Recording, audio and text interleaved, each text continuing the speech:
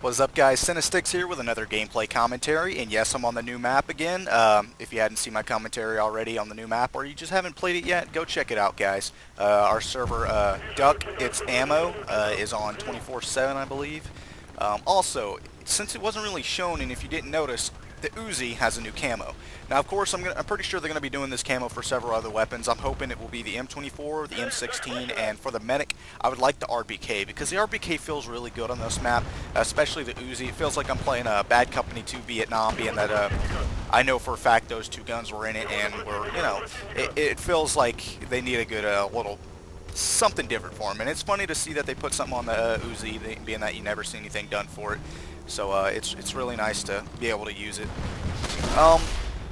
Besides that, I have this camo now for all my classes.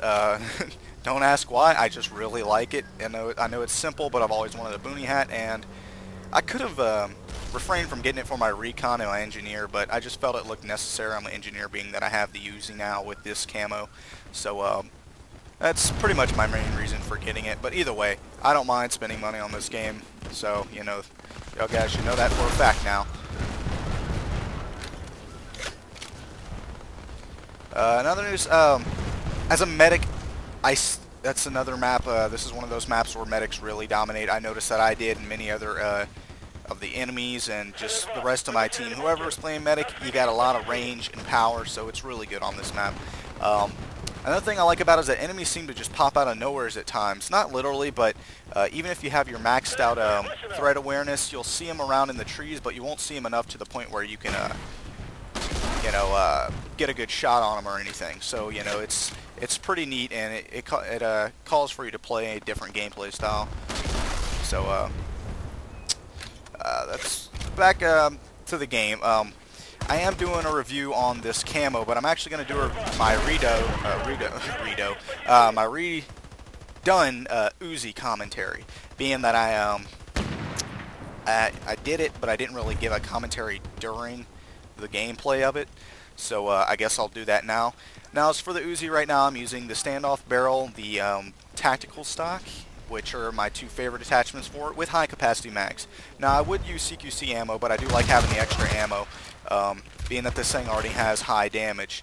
As for the reload, it feels a little sluggish. It used to be quicker, I believe, before they nerfed everything. So it's still fast, one of the quickest, just like pretty close to the same reload as, or just pretty close to the MP7, I want to say.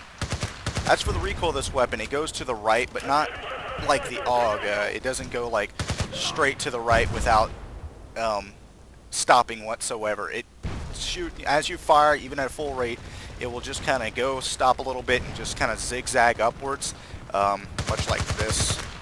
Well, actually, since I'm using the tactical stock, it's not going to do it. It's just going to go straight up, but kind of zigzag straight up. So if you're using the stabilized, it would go straight up without any zigzagging whatsoever. But still prefer to use. Still prefer to use attack. Now, for this weapon, the typical damage it does is 20s, being that would be high for most weapons actually, and high for the submachine guns or any compact weapon in the engineer class. So I use CQC ammo for this, but you only get a total of maybe 2 to 3. I want to say 3 magazines total, and that's really not enough. So it's not much, but still, all in all, really good weapon. Not a lot of people use it. Not made for range, made for its close quarters and its hip fire capabilities. I've always loved this weapon when it comes to hip fire. Always will. So it really dominates when it comes to that. I like how I hit just the gunner there. But besides that, not much else to say as far as the attachments, how they benefit it and such. Besides that, really anything else, I would say the iron sights are nice and kind of open, though a little off at times, but it's still suggested that you use maybe a red dot on it. I've used an Uzi in it, I'm using the Uzi. I've used a hollow sight, though I don't much care for it on here. It's not something you typically put on there, but the red dot feels just fine.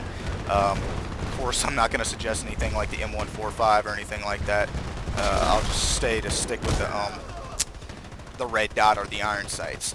but being that it's a great, just outstanding close quarters weapon, I suggest you just stay in that kind of you kind of use it for that, for what it's made for.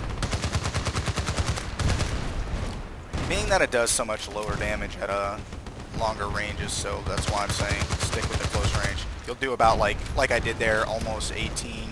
Well, I did 18, but just not that much. Another thing, I hate how the spawning is on here after, once you have, well, this is C before it gets capped back.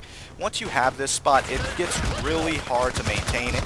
It's a really bad spot, being that they spawn so close to it and they're just rushing over that hill. And like I was saying in my map review of it, there's just too many, like the spawn points are just too close to like crowded around the flag itself. So it makes it really hard to maintain a flag, being that it's in the middle of here, say, and everyone can just chunk their nades and you're done for. Yeah, you can go and hide in that building right there, but you can't really cap it from all the way within it. Like, you have to stand partially out of the doorway. So that's the disadvantage to it. Wow.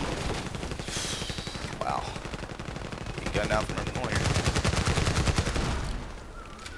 Of course, now you're gonna, being that the days, it's a little bit longer into the day right now, you'll see more people playing it and more people with the items and stuff, as far as the camo and all that.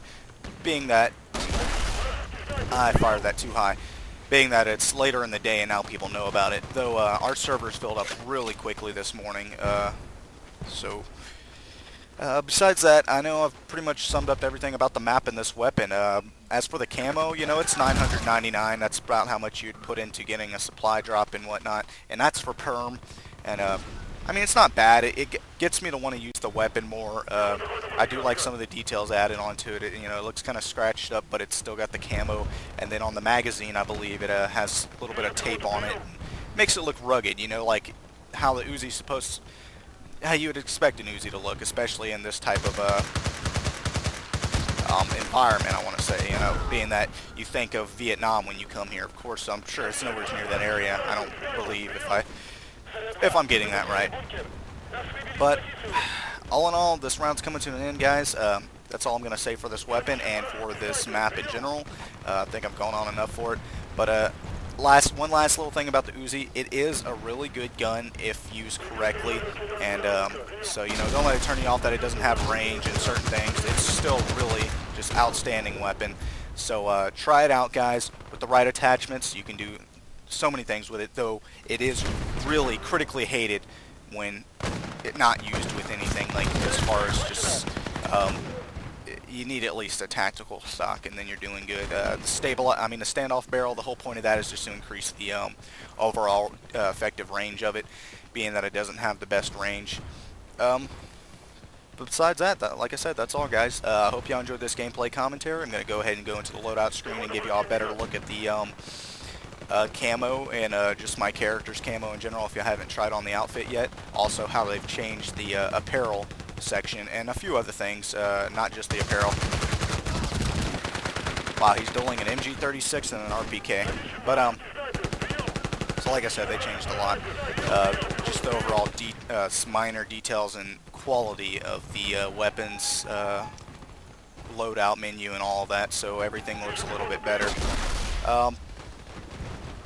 Well, I'll be getting to that after this round's over with, and it's pretty soon, guys, so just stick with me. Obviously going this way hasn't been my best idea, but crap. Snipers in here, man. It's gonna be crazy, guys. Oh, thank you.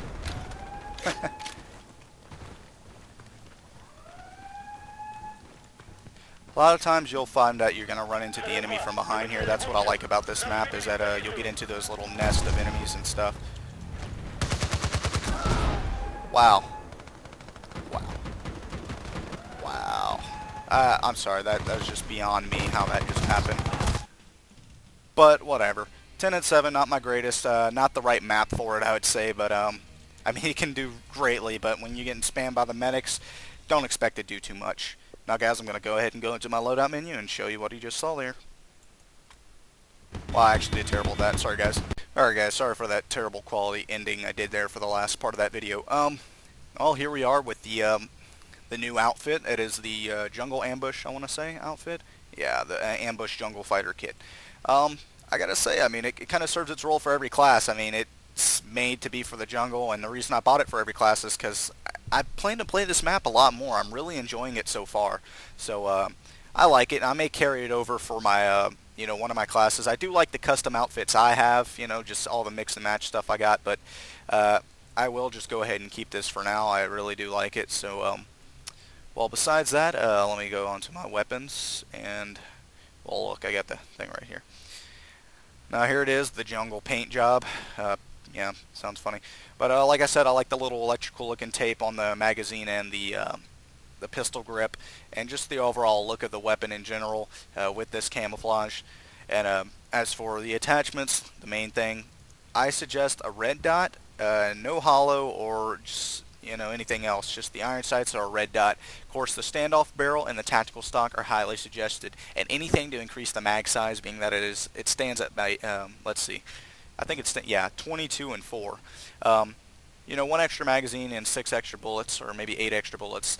That's highly suggested. And CQC ammo is still good, but it already does high enough damage for most submachine guns. As for the accuracy, it is really low, so it's good to have that, I want to say,